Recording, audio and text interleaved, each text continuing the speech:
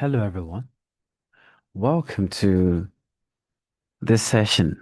Basically, what we focus on is some reading skills, comprehension skills, and some cognitive skills, basically. Let's start right away. For today, the passage we want to explore is Ben and the Big Steps, titled Ben and the Big Steps. Now, we're going to go over proper reading of a passage. And to read the passage properly, you need to pay attention to punctuation. For example, Ben is six. Ben is six. That's a full stop. So it has a falling tone. Let's see if we have any other punctuation mark in this passage. For example, look here. We have try one step, she says. Try one step, she says. Now, this one, what I'm highlighting here is the comma.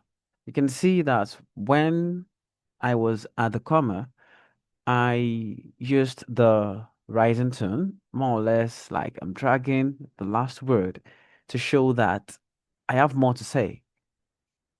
I have more to say. Let's compare this one, the way I'll pronounce it, to this one. All right, so let me underline the ones I want to. Let's compare this sentence here to this sentence here. Now, for this one, it is just Ben is six, Follington. But on this other side, try one step, she says. Try one step, she says. You can see that the falling tone is at the end of says, not at step. At step, there's a dragging and elongation, and there's a rising tone there. I took it up. Try one step, she says. So let's read the whole passage and for you to get a feel of how to read a passage properly. Ben is six. He goes to a new school. The steps to his class are big. Ben looks up. The steps are very, very tall. I can't go up, says Ben. Mom holds his hand. Try one step, she says. Ben puts one foot up, then the other foot. Good, says Mom. One more. Ben goes up 2 steps, then 3 steps, then 4 steps. Ben feels happy. Happy means it feels good inside, like when he gets a hug or eats cake. His face has a big smile. I did it, he says. Ben is proud. When you are proud, you feel good about what you did. Your chest feels warm and big like a balloon. Now, Ben goes up the big steps every day. He does not need mom to hold his hand.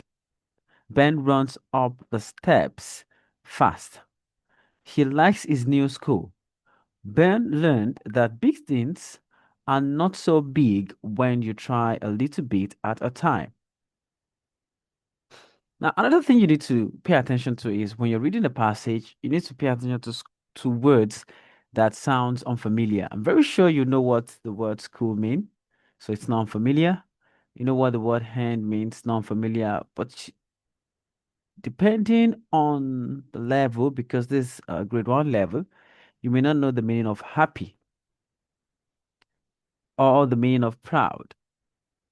Now, for you to know the meaning of proud, later on in this video, we're going to look at how to properly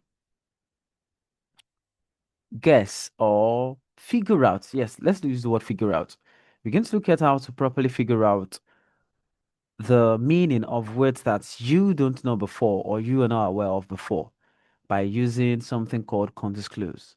But for the sake of this class, of this part of this series, we're going to focus on just reading the sentences in this passage and being able to understand it clearly. You can pause this video at this point in time and read this passage, the sentences in this passage to yourself. You can do that. Now, the next thing we want to go on to is the questions. These ones are very quick. They are very straightforward and simple. Let's start with the first one. The first one says that, how old is Ben? How old is Ben? Go back to the passage and see if you can find the answer. Have you found it?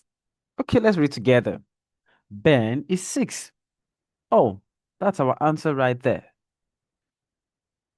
That was more or less straightforward. So, how old is Ben? Ben is 6 years old. For the second part, it says, who helped Ben go up the steps the first time? You may want to look at who was with him when he was going up the stairs, or who went with him on the first day at school. Have you found it? You can pause this video to find your answer first. All right, let's find it together. Now, I would like to read from the beginning till I get my answer.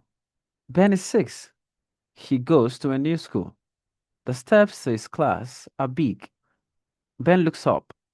The steps looks very, very tall. I can't go up, says Ben. Mom holds his hand. Try one step, she says. Did you see that? There is our answer. Mom holds his hand. Try one step, she says. So the question says, let's go back to the question. Who helped Ben go up the steps the first time? Mom helped Ben. Now, do you notice something? Do you notice that the word Ben, no matter where it's written, is written in capital letter? It starts with a capital letter. Normally, we usually end a sentence, a new sentence, with a capital letter. Let me show you what I mean again. If you look here, we have Ben is 6. Ben is in capital letter. He goes to a new school. He is in capital letter. The steps to his class are big. The is in capital letter. But why would Ben, that is not at the beginning of a sentence in this place, still be in capital letter? Do you know why? It is because Ben, the word Ben, is a special noun. And special nouns that name specific persons, places, things, and all that, they usually start with a battle. They usually starts with capital letter, no matter where in the sentence they are, either at the beginning, in the middle, or at the end. They still remain capitalized. They've been capitalized. For example, can you see Ben is in the middle here, yet it still has the first B capitalized. I hope you learned one or two things from this episode. Watch out for tomorrow, where we would explore more